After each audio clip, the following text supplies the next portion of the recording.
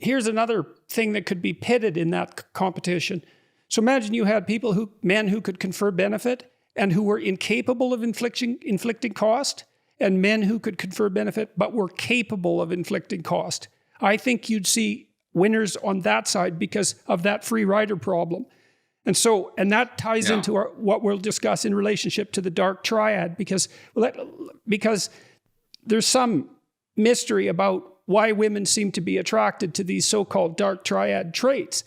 And I would say that they're using them as insufficient markers for the ability to or the acquisition of status. So, and narcissists capitalize on that, right? Because a narcissist looks confident, and lots of confident people are competent, but some confident people aren't competent, but they can fool you.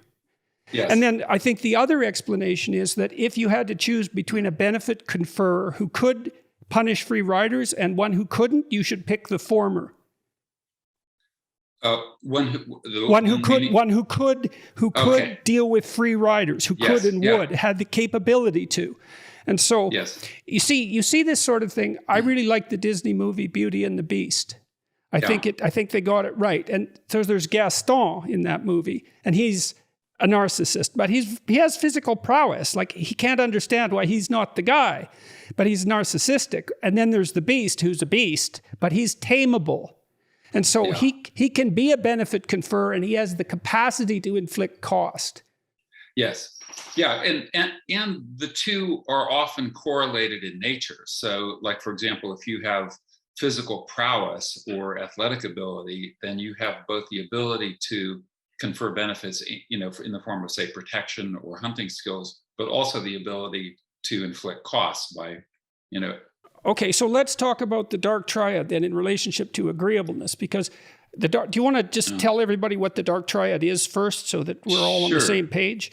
Yeah. So the dark triad, I think this was originally named by one of your Canadian psychology colleagues, Del Paula, at the UBC.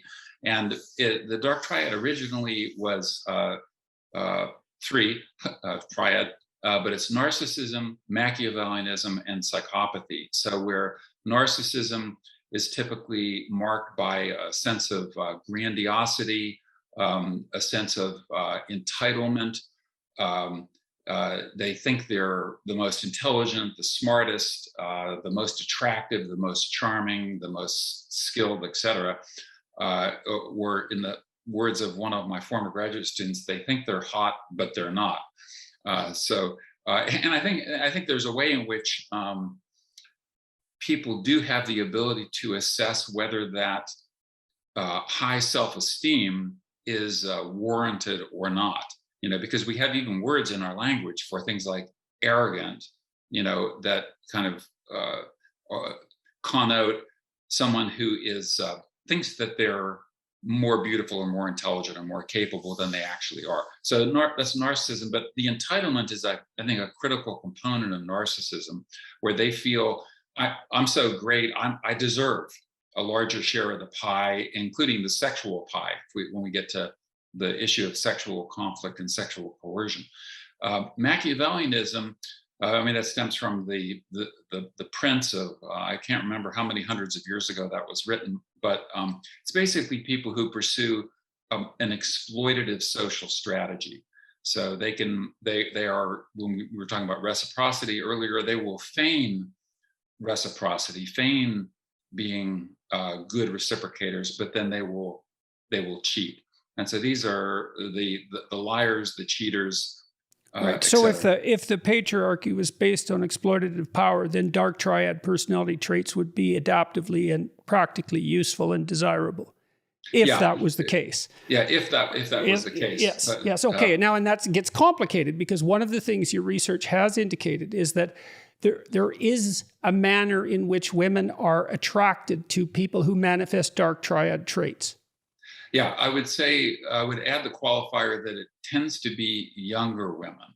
So teenagers or women in their early 20s, women, as they mature and get more experience on the mating market, tend to be less attracted to these dark triad characters. Okay, so here's a hypothesis. it's not that easy to distinguish the willingness to use casual power and control from competence when you're not very experienced. And so the dark triad types can feign status-related competence, and they can ensnare naive women. Yes. Yeah, that's right. And they also have some qualities that women genuinely do desire. So they tend to, like the narcissists, tend to put themselves at the center of attention. And one of the things we know about status hierarchies is that the attention structure is very important. That is, the high status people tend to be those to whom the most people pay the most attention. And so women are drawn. One anecdote, a female colleague of mine, very intelligent evolutionary psychologist, went to a conference and found herself very attracted to the organizer of the conference. And then 6 months later, she encountered him, and he was just a normal attendee at the conference, and she didn't find him very attractive. She wondered, what was I thinking? But what it was is he was at the center of the attention structure. Well, the attention structure is an unbelievably reliable indicator of what's valuable, because we don't devote our visual attentive resources to anything that isn't of singular value in the environment. And so that's why precisely why we compete for attention. It's also an extremely valuable resource.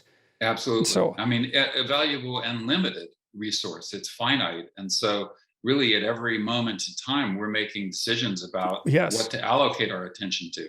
I read a funny study once, you might be aware of this, where monkeys, I think they were green monkeys, but I'm not sure, were shown photographs of other members of their troop. And they gazed much longer at the high status individuals in the photographs. Yeah. So, and then you think about that too, there's something really interesting about that, because imagine that compulsion to attend to what acquired status, or let's say competent status, is accompanied in human beings by a profound instinct to imitate. Right, that's right. Because, I mean, we are social learners. And one of the things that we try to do is to emulate those who have qualities that are associated with status. And that gets into, and those vary from group to group and subgroup to subgroup. And in the modern environment, we have this kind of a weird situation of a proliferation of status hierarchies, where you can be the top social influencer, where the only thing you have going for you is, a line of makeup or something like that, or nothing at all. I mean, Paris Hilton was like famous for being famous. And so she got a lot of attention, but there was no real benefit there. But we have if you play video games, for example, which I don't happen to, but there's status hierarchies within those. The most skilled video game player, the most skilled football player, rugby player, tennis player. Yeah, well, it's a good thing, that we can create all these competence hierarchies, because what it means is that diverse talents have the opportunity to acquire the status that might also alternatively entice them to violence, let's say, because that is associated with status inequality. And so one of the solutions to status inequality is diverse games of competence, as diverse a range as possible. Yeah, so, and that's definitely a good thing, because if there was just one status hierarchy, then that means status is inherently a relative, gauged by a relative metric. So if you're the number one, no one else can be the number one. But if you can be the best scholar, the best writer, the best World of Warcraft player, the best tennis player, these multiple status hierarchies give more people the opportunity to gain in status. Right. Another argument against the patriarchy as a unitary idea, right? Well, which patriarchy do you mean? Do you mean like the evil coalition of plumbers, which is a joke I've made before? It's like, that's power, is it? Plumbers, really? No, they're not organized in terms of their success by which plumber is the meanest and the toughest. That's not how it works at all. Right. And so, no. Yeah, absolutely. And I mean, that gets into the issue of there are large pools of men who are at the bottom of the status hierarchy, and who don't have the qualities that women desire. And so are they really oppressing women? I mean, there's this interesting there's an interesting photo that I think got captioned, but it's two very elegant women with designer handbags, and they're walking by a guy who's like fixing the tar in the street. He's a street worker fixing the tar, and as they walk by this guy who's groveling on the ground, they say, "Stop oppressing me." Right. So anyway. Right. Well, I wanted to talk to you a bit more about the dark triad issue too, because there's a mystery in it, and I think it's one that corrupts psychology to some degree, research psychology. Yes. Okay. So we didn't mention the third one. Yes. Which is the third element of the dark triad, which is psychopathy. And you probably have a deeper understanding of psychopathy than I do, but one of the hallmarks is a lack of empathy. That is, most normal humans have an empathy circuit that we feel compassion if someone gets hurt, or if a pet gets injured, or a child falls down and skins a knee. We feel a sense of compassion for the suffering of other people, but psychopaths don't. It's like they might laugh if someone gets hurt, and so that empathy circuit seems to be severed. And also, one of the hallmarks seems to be that they're not responsive to punishment. That they're more oriented toward reward, and so punishing them doesn't tend to change their behavior. It isn't obvious that they have an empathy for their future selves.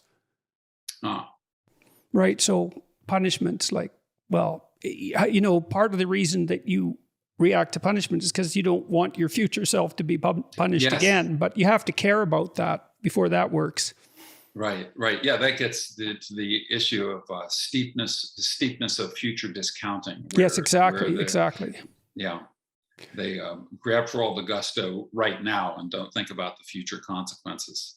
So one of the big 5 personality traits that the dark triad is most associated with is agreeableness, low agreeableness, and I do think that research psychologists and psychologists in general have a kind of ethical bias in relationship to the agreeableness dimension, and of course women are higher in trait agreeableness than men. Right. Reliably, it's about half a standard deviation. It's one of the biggest sex differences, and it's associated with compassion and politeness in the work we've done anyways. And so that's empathy, at least to some degree.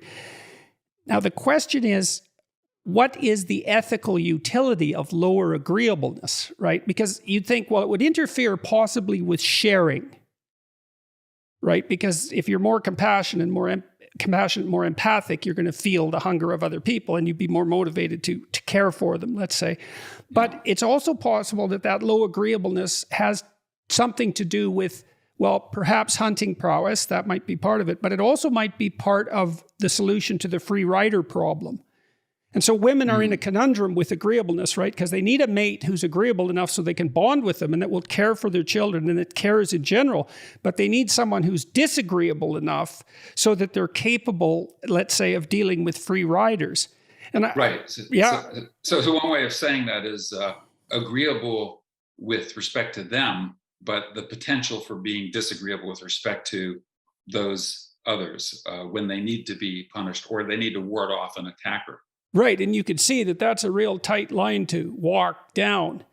And part of what constrains agreeableness, let's say from a temperamental perspective, so if you're low in agreeableness, let's say, well, you're less empathic, you're more competitive, you're rougher, blunter, tougher, what would you say, at least with regards to the compassion you show to others.